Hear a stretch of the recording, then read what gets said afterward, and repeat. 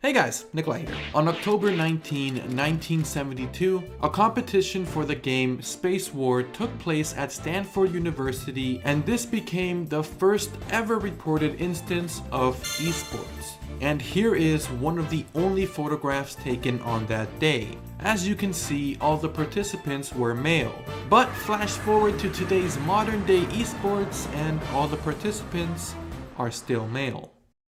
However, meet Girls HK, the all-female Chinese team created by Logitech, who's here to change that. Hello， 我係 Catherine 啦，我叫 Nicole。Hello， 我係金子啦。Oh, never mind. A common question I often see is, why is there no females in professional League of Legends or in esports in general? And the answer to this depends on multiple factors, which we will talk about throughout this video. But moving on, it can be argued that for most sports, the male body does have a genetic advantage. But in esports, that's not necessarily the case. So why is there no females in esports? To make this as concise as possible, I'm going to break this into 3 different parts. But first, I don't want to clickbait you. If you clicked for the thumbnail, let's talk about that.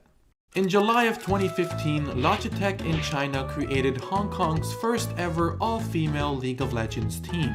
And honestly, it was a complete joke. A lot of people already don't respect female gamers, and I think doing things like this only makes things worse. For starters, they put out this promotional video introducing all the players, which really didn't help the stereotype of girl gamers only being support players, since they decided to include 3 players on the support role. On top of that, one of the players said, "Girls are more careful. Even though we might not play as well as boys, we pay attention to details."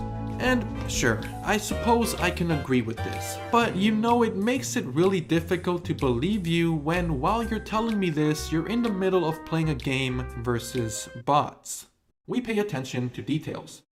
The video had quotes like these sprinkled all throughout, including this one: "League of Legends isn't popular among girls because it's not cute." And quite frankly, this was my last straw. How are you going to tell me that this isn't cute? League of Legends is I tried looking for more information on Girls HK, but it was really hard to find anything significant, especially with most sources being in Chinese. Basically though, I don't think the team lasted more than a year. This team was simply a promotional stunt by Logitech to promote their brand and to sell potential tickets to people who wanted to watch these girls play live. But some of the players actually went on to join another all-female team called Panda Cute, specifically their captain, who was actually reported to be a master-ranked player, unlike the rest of her teammates who were very likely just models participating in a promotional campaign. But getting back to Panda Cute, from what I've seen, it does seem that they are actually a more serious team in comparison to the HK girls, which although is not saying that much. Now with that being said, a team like Panda Cute plays and wins obscure tournaments here and there. But why don't they play in major leagues like the LPL? Well, for starters, rules. All the major leagues, LCS, LCK, LPL, etc. do not allow female players on their teams because only boys can play video games. Nah, I'm just joking, I made that up. There is absolutely no rule against a female joining a team in one of these leagues. Realistically, the answer to why there is no females in esports would be because there isn't any females at the level of current top players. Although some female players have claimed that they have been discriminated from being put into the big leagues because of their gender. But there's not exactly proof of that. At the end of the day, the top players are who get called up to play in the top leagues. Just to even get started at having a chance to play in the LCS, you would have to be a consistently high-ranked player. Let's say a team is looking for a new ADC player and the team puts out applications. If a female were to apply and her skill set was on par with something like Doublelift, Uzi, and other top-tier ADCs, it really wouldn't take long until she got put into a team. That being said, although this is not a rule, some people speculate that having a female player in a predominantly male team could cause some conflicts within the team, especially when it comes to the teams living under the same house at times. But personally, I don't agree with that, and even if it could be true, every situation is different. There can be teams fully comprised of males who have conflict within each other.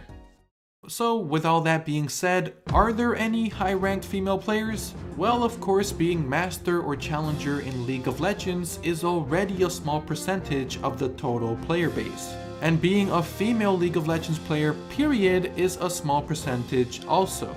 Taking a look at an infographic Riot Games put out in 2012 containing an assortment of valuable information, like how many Teemos die per second, odds of getting a pentakill, and a stat saying that 90% of League of Legends players are male.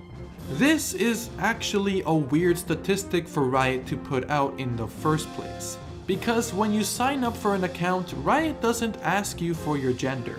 And even if we take Riot's 10% stat as a fact, it's still a stat from 2012, a time when the game looked like this. Since then, the game has grown exponentially, and I can only imagine the diversity of the player base has grown as well. Heck, even dogs play League of Legends today. But even with that, it's still safe to assume the female player base is under 50%. So with the fact that there are much less female players than there are male players, and high-ranked players being in a small percentage of the total player base, it makes the possibility of professional female players very rare to begin with. Hey guys, thinking face here. Nicole forgot to say this, so I will instead. Another factor that separates female players with male players is the time they spend on the game. For example, players like Doublelift and Faker have said they practice between 10 to 12 hours a day. And an example on the other spectrum, one of the players in Girls HQ simply said they practice for 2 to 3 hours a day. Now, before we end the video, I want to show you 2 instances where females did join the top esport leagues. One in the LCS and one in the Overwatch League. Starting with the LCS. In 2015, the team Renegades added a new support player to their team named Remy. Remy was actually not only the first female in the LCS, but also the first trans female player in the LCS. Regardless though, in terms of performance, Remy was brought up to be Renegade's support when they were in the Challenger series, competing to get a spot in the LCS. And she was actually quite a good support and heavily contributed to them qualifying into the LCS. Unfortunately, it wasn't long until Remy decided to step down from her position as a player for Renegades for personal reasons. In her statement, she said, "The past few weeks have been really tough for me, as I've continued to struggle with a lot of personal issues, most notably anxiety and self-esteem issues. These were amplified by playing on stage and the rigorous day-to-day of being a pro player, compounded with a lot of stress." The story of Remy is really not a simple story, and from my research, it seems there was many factors that led Remy to leave the LCS. And I really wouldn't use Remy saying she left because of personal reasons and stress as an example of what would happen with any female player who would join the LCS. And lastly, in the Overwatch League on February 13, the Shanghai Dragons signed Gregory, Overwatch's first female professional player. That season, the Shanghai Dragons went on to lose every game of the season with a perfect 0-40 record. Although it sounds very funny, it honestly was just an unfortunate situation. Gregory was actually one of the better players on the team. The Shanghai Dragons just had a little too many issues internally. One of the biggest factors being that they were a Chinese team with a mix of Chinese as well as Korean players, and the Korean players were explicitly told not to talk to each other in Korean and instead to talk only in English or Chinese. As you can imagine, this ended up being a major communication issue and was one of the reasons that led the Shanghai Dragons to their incredible achievement of 0 wins and 40 losses in one season.